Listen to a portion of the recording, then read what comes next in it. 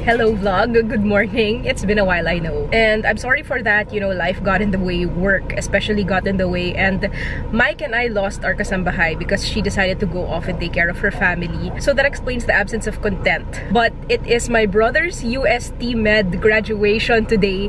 Actually, it's around 2 years delayed. This was supposed to happen during the pandemic. Well, actually, it's still the pandemic, but you know, during the early stages of the pandemic. But of course, understandably, they deferred it, so they're having it today. So I'm just outside the house right now in the car waiting for my mom. We're going to drive up to UST. It's going to take 43 minutes as per Waze. I took the day off work today, and though I'm a teeny tiny bit worried about the amount of work that I will have to face after the graduation, okay lang yan. This is life. You have to make time for the things that mean a lot to you. Hi! Ganda ni ma'am, oh. Papunta tayo sa... Partida, wala pang makeup yan. Papunta tayo sa... We're going to Gab's graduation. Yes. He's already a resident now, but the graduation came after because of the pandemic. Yep. Yan. Hindi ba ma-flat? Hindi, yung point nga is hindi siya mag-flat. Where kaya did I learn that kamalditahan? Aggressive. Yung ano ba? Yung driven. Super. Grabe. Grabe naman yung aggressive. Parang negang-nega. Lagi mo naman kinokorek yung English, di ba? Kaya nga, lagi ako nagpapa-edit sa inyo kasi yung English ko, English, Carabao English kasi. Bisaya.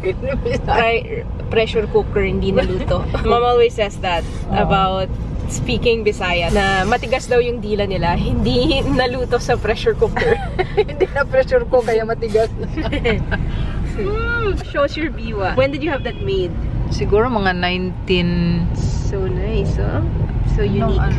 Okay, larga na mi. Ay na, that's the Acacia, ay na. Like the one in, Acacia Avenue, ay na. Basta, ay na, no? Yeah. Ganda ng garden, no? Very artistic. Ganda. Mom and I walking on the way to Gab's graduation, and late as usual. But it's so nice to be back here. I love UST. Yeah. So I could imagine what time. Ganda, no? Wow. Ma, hello, you happy? Happy imong anak ay doktor. Abogado.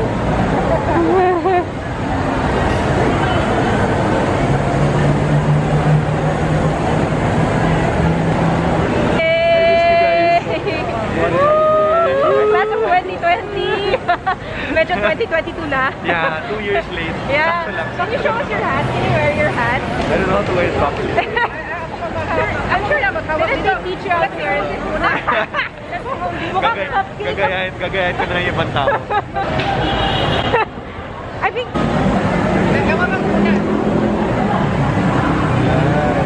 Ayan. Swap na lang tayo. Sige. Yeah, pero hindi naman weird yung color. Hindi ako na maghawak-hawak. Ganun akong patin ko, hawak dito. Kainin ka? Pwede ka So we're actually not sure if Gab's gonna ascend the stage today. But he's an honor student, but I'm not sure if parents are allowed to go up the stage. So we'll just see what happens. I'm excited. You saw him a while ago and he just came straight from duty. Gutom na eh. Sobrang pasalamat sa 2 pirasong napakaliit na pandikoko. Pangtanggal ng kaunting gutom. He was so hungry. We're just waiting for the elevator and it's here.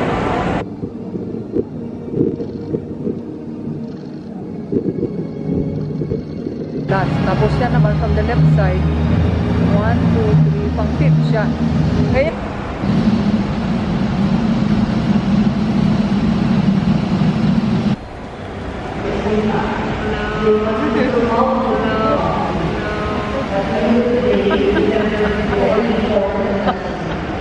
Yeah, we were thinking that a different person was you the entire time. Batch 2020. So yeah, this is the pandemic way of getting awarded.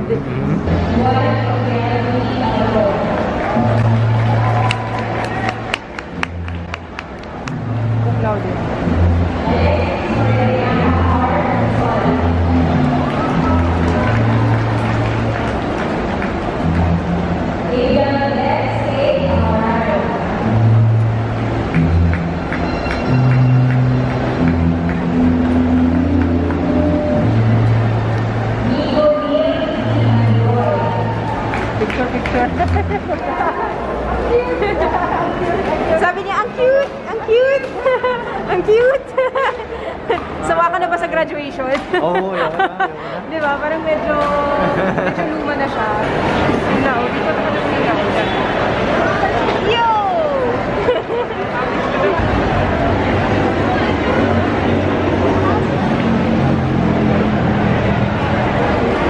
So Gab's graduation just finished and it's kind of chaotic, to be honest. I don't think I've ever seen UST this chaotic. Yeah. Look at it. It's packed. Jam-packed.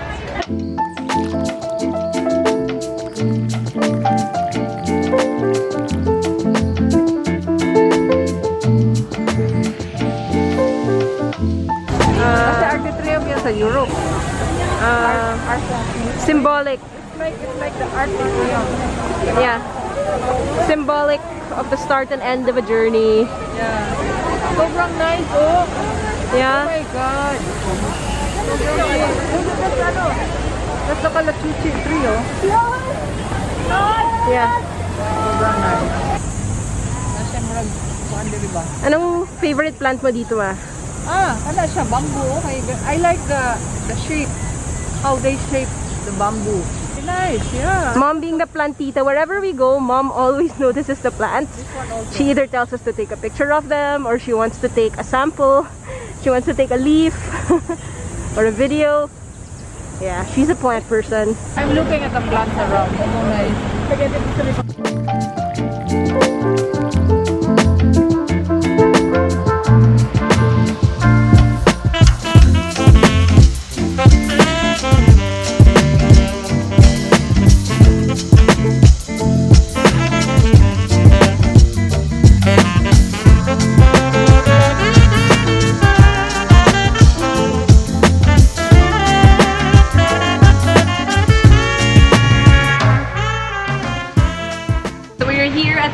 And Bert! Hello to our new graduate! Hey! Hello po! Hello po! Kain po tayo!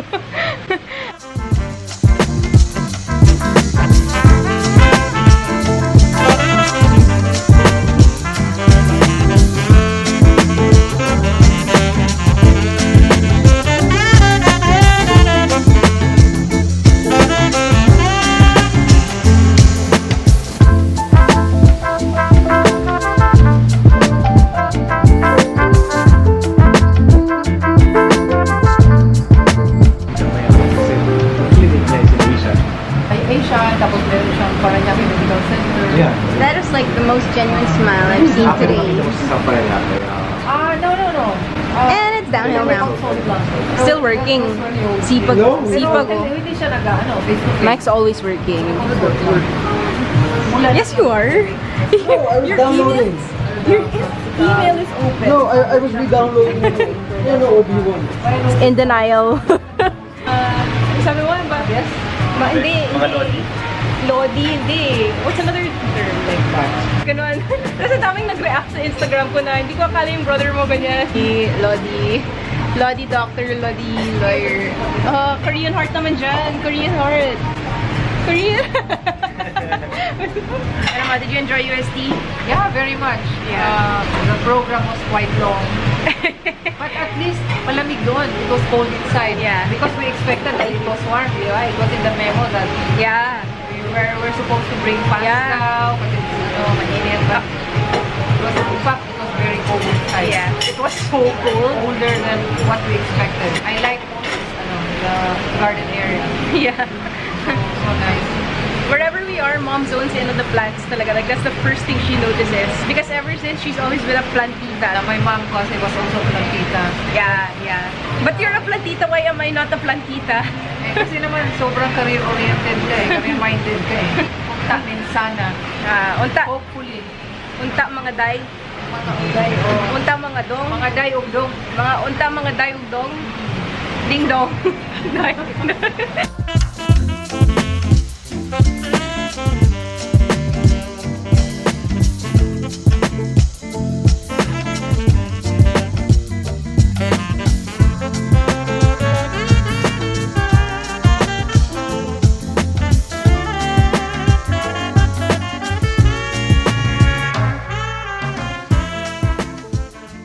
What's your best medical advice for us non-medical people? Always wipe front to back. Not back.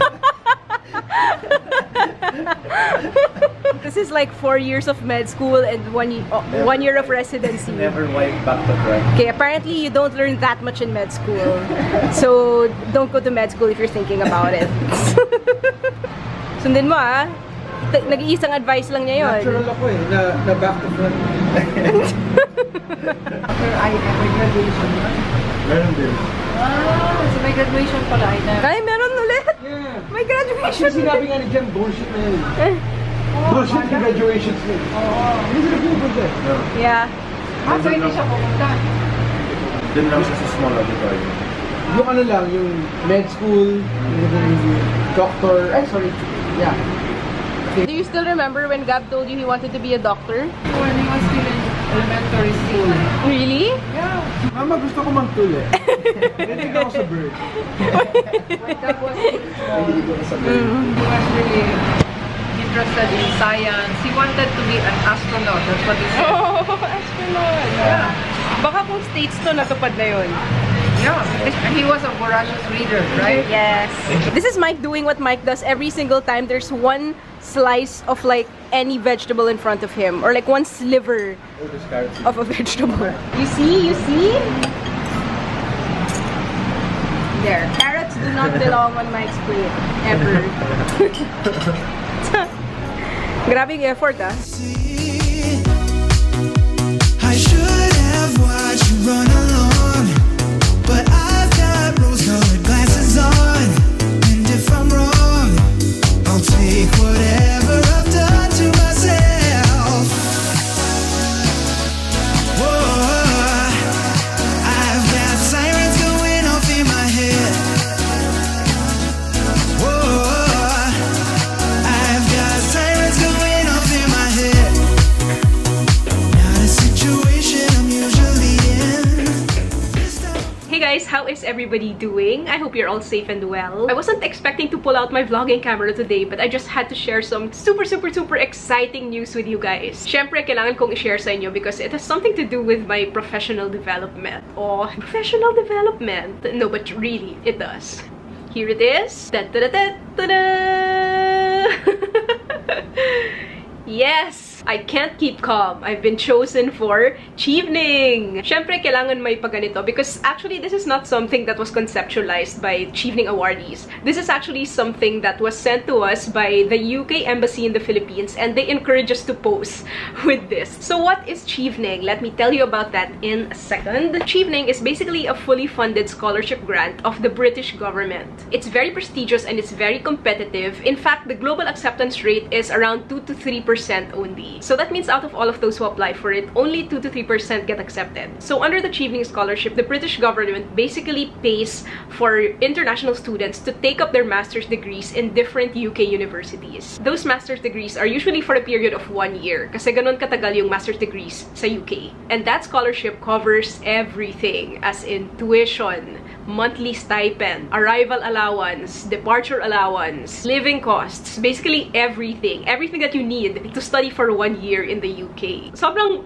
I'm smiling throughout this video. The scholarship allows applicants to basically choose their course and to choose their school. And there are so many different programs and schools in the UK. And being UK schools, they're among the top in the world. Bongga, diba? So what program am I going to be studying specifically? I'm going to be taking my LLM, or my Master of Laws in Energy and Climate Change Law at the Queen Mary University of London, which is ranked the top 29th law school in the world. I'm still smiling because I'm just so thankful. I feel so fortunate to be able to sit here and to tell you that I got the Chevening Scholarship. If you guys have been following me for some time, you know that I work in renewable energy. So this LLM is a very natural progression in terms of my career trajectory. So it's something talaga na sobrang relevant to what I am actually doing in my career right now. So I decided to take Energy and Climate Change Law as my LLM because yun nga, aside from the fact that it's a natural progression, it's very directly related to what I actually do as a lawyer, because yun nga, energy is my practice area. I decided to take it because even just during my day-to-day work grind as a renewable energy lawyer in the Philippines. As in yung daily work grind lang ha, I would encounter so many impediments or hurdles to renewable energy project development in the Philippines. And all of these hurdles or impediments, naturally the effect is to make the RE project development process very difficult and tedious. So yung result nun is basically not a lot of people want to or feel like it would be easy to explore renewable energy solutions, which is a really bad thing because we need these renewable energy technologies. Talagang nag-advocate. No, but really, totoo yun. We need these renewable energy solutions, not even just as a country, but all over the world. We've been seeing how other countries have really been shifting and transitioning to renewable energy instead of the traditional energy sources like fossil fuels. So it really is a thing. RE is a thing. It's where the future is going. We need to remove those hurdles and those impediments to RE. Because why? Because of issues about climate change, energy insecurity, economic growth, sustainable development. So it is imperative and it's beyond question that we need to be shifting towards renewable energy. And it makes it hard to do nga because there are so many impediments in the Philippines. So I want to be able to fully understand those impediments, those barriers. And of course, eventually, I want to help dismantle them so that the RE project development process becomes easier. Lagay nga natin dito. O diba? Para may konting arte naman. So yeah, I'm so excited that I get to study in the UK for a year for free. I am really just so eternally grateful to the British government, to the UK Embassy in the Philippines. I can't believe that I'm actually going to be able to call myself an internationally educated energy lawyer. The application process for the scholarship took around 8 months. And it was a super nerve-wracking time. A lot of waiting, a lot of anxiety, a lot of studying, a lot of hard work, and a lot of preparation. And I think it's definitely one of the reasons why I haven't been as active on YouTube. It's because I really was preparing for the scholarship, from writing the essays to preparing for the interview. And I feel so grateful that I got it the first time that I applied because it's such a draining and exhausting and intense experience. Parang hindi ko na siya kayang ulitin. I'm also really thankful for Mike. Best husband ever. He really helped me throughout this process. He proofread my essays. He even provided a lot of valuable input kasi energy lawyer din siya, so he would provide his energy insights about what I wrote. He conducted mock interviews with me and it was super funny nga kasi talagang we would try to simulate the interview environment. And aside from that, he was so supportive. He would understand when we had to miss date nights because I had to study for the interview. And he was just so great through the whole thing. Although I'm really sad that I'm going to be leaving him for a year, he's really happy for me and he knows that this is something that I wanted, so he really supports me. Best husband ever, diba? And he's going to be visiting me during Christmas time. I know that when other people are preparing for the Chevening Scholarship, they usually ask help from a bunch of people. But for me, it was really just Mike. Siya lang talaga yung tumulong sa akin mag-prepare because I also didn't want to tell a lot of people that I was applying for it because what if I didn't get it? I didn't know if I would get it. So grateful. It's been a really good year for my family professionally this year. Like, my brother Paolo graduated with second honors from Ateneo Law and he's a lawyer right now. He passed the bar this year and he's currently working in one of the top law firms in the country. My other brother Gab also graduated cum laude from UST Med and he's a resident doctor now in UST Hospital. And those two blessings were already more than enough for me. So I'm just so grateful that I got this extra blessing. Throughout this whole process, I'm also super thankful to my mom because during those 8 months, and actually even now to this day, she always gives me an unending supply of food. And it's really my mom from whom I learned how to multitask. And that ability to multitask and to be more than just another lawyer, you know, that ability to be well-rounded is something that I feel really helped me in my Chevening application. So thank you, Mom, for inspiring me and being the ultimate multitasker, basically. I'm so grateful to be surrounded by people who really inspire me and who motivate me to do better, to reach for the stars, and to be the best version of myself that I can be. Thank you to Mike, my mom, and my brothers Gab and Paolo. So yeah, that is the news that I've been keeping from you guys. It's the reason why I've sort of been offline for the past couple of months. It's because preparing for it really took up a lot of my free time. So yeah, guys, I'm going to be leaving for a year, but I will definitely take you guys with me. I'm still gonna be vlogging as much as my time permits because I really missed it. I'm just gonna be vlogging internationally now. And of course, I can't forget to thank my dad, who has always inspired me in my law career. And even if he's an angel right now watching us from above, I know that he'd be really proud of me. So yeah, don't ever let anybody tell you that you can't do something, because you totally can. If I was able to do it, then you can too. All it takes is hard work, a little less sleep, a little more time management, and you can totally do it. So let this be your sign to try and do what it is that you've been thinking of doing but have been too scared to do. How will you know if you don't try? Try doing what it is that scares you. You just might be surprised. So yes guys, that is my news. Sorry ang haba, but I was just really so excited. I'm going to be leaving in September of this year, but I'm gonna keep you guys updated. Just follow me on my Instagram if you want to be updated about my cheating journey.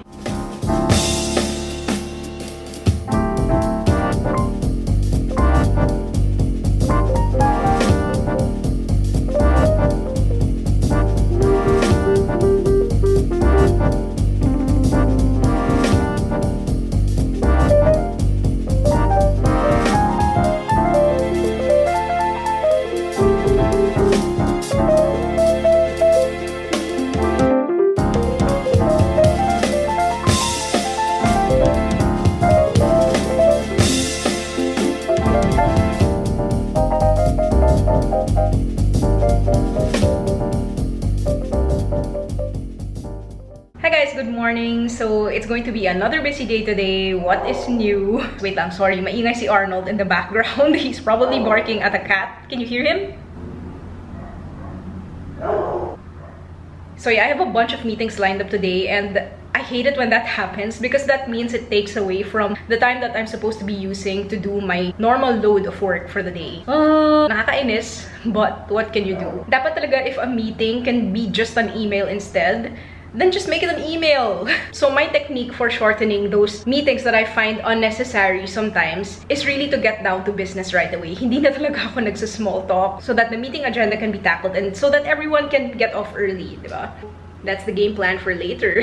Okay, it's time to conquer the day. I didn't cut my hair, by the way, although it might look it.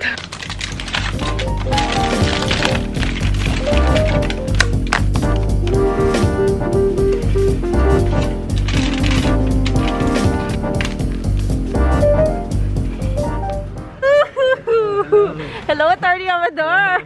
I have time to vlog again. Oh, nice. Yeah! Nice. So you're on leave na? Yeah. Oh, nice, nice. Cool. People are probably wondering around here, like, who's this guy in a suit? Okay, sorry. But you don't know when that's gonna be. Like, Yeah. it might come. So who was the partner you were with? How's your hearing? Just okay. It took really friggin' long. 8:30 yung nakalagay sa order, and then... What time did it start? Well, the cases were called at 9:30. Yeah. And we were last on the docket. I'm sure you know that. Yeah. Calendar, yeah. Grabe naman. Grabe naman. We were last on the docket, Yeah. so we were called last. Which is what time? Mga 11:30 na. Oh my God! So I got there at like 8. I Yeah. left the house actually pretty late. I woke up late because I slept late, so I woke up late. I woke up at like 7 and then I left the house at 7:15. Yeah. Got there at 8 and then the judge arrived at like 8:45 and then the actual cases started at 9:30.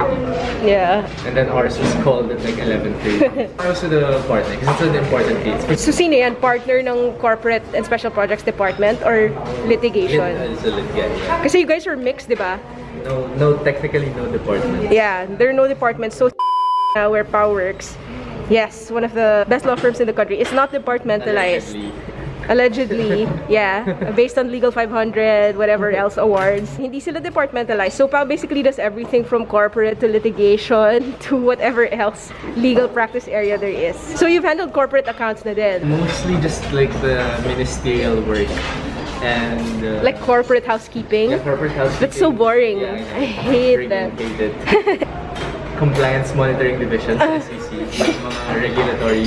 Yung mga MC28 or Yeah. So I can't believe people still outsource that. That's so easy for their in-house to do. And they probably pay you guys a lot for it. Well, enough to buy a 35K suit. Na joke lang. Sabi niya wala siyang pera, okay? Just to be clear, hindi siya nagayabang. Wala na nga daw siyang pera, okay? Kaya nga papalibre. Oh. And what I hate is like when it happens like when you get it on like a Tuesday. Yeah. So you have 5 days to file a reply. Yeah. So Wait, 5 working days? Sorry, yeah, 5 working five days. working. But the thing is, syempre when you file a pleading as an ASO, you can't just prepare it yourself, file it yourself. You have to get it reviewed by the partner. Sorry, Wednesday na lang. Okay, Wednesday. Okay, Wednesday. So you submit it on Monday. So you submit it on Wednesday, deadline on Monday. So since it has to be cleared by the partners pa, obviously you can't submit it on the deadline on Monday. Yeah. So it's gone. You can't submit it on Saturday, Sunday because it's a weekend. Yeah. You can't submit it on Friday because that would be implying that here, review it over the weekend. So you have to submit it the next day, which is on Thursday. And sometimes like, the reply can be complex. Like I've had to do that, like a complex reply to a pleading. Yeah. Sorry, wait again. It's a complete answer reply, right? It's a it's a comment. It's a motion for reconsideration, comment, reply. Okay. So they commented, and we have 5 days to file a reply. So yun, that situation happened. Got the reply on Wednesday. Had until Monday to reply to it. So you did that. You submitted it the next day. Submitted it the next day. A good shot ka at least, di ba? So how's law practice so far? Is it what you thought it would be? Worse. I'm not sure No what to sleep, say to that. No hobbies. Oh nga, he's so busy during weekends whenever I pass by the house Well, now. on Saturday, like, don't work on Saturdays. Yeah, he has a no work on Saturday rule. But by Sunday, ayan, haggard na siya, nagtatrabaho na siya. And it's so funny because I used to bring him coffee during law school, and now I do the same thing because he needs coffee as his fuel to work. Man, some things never change. It's just way too much energy.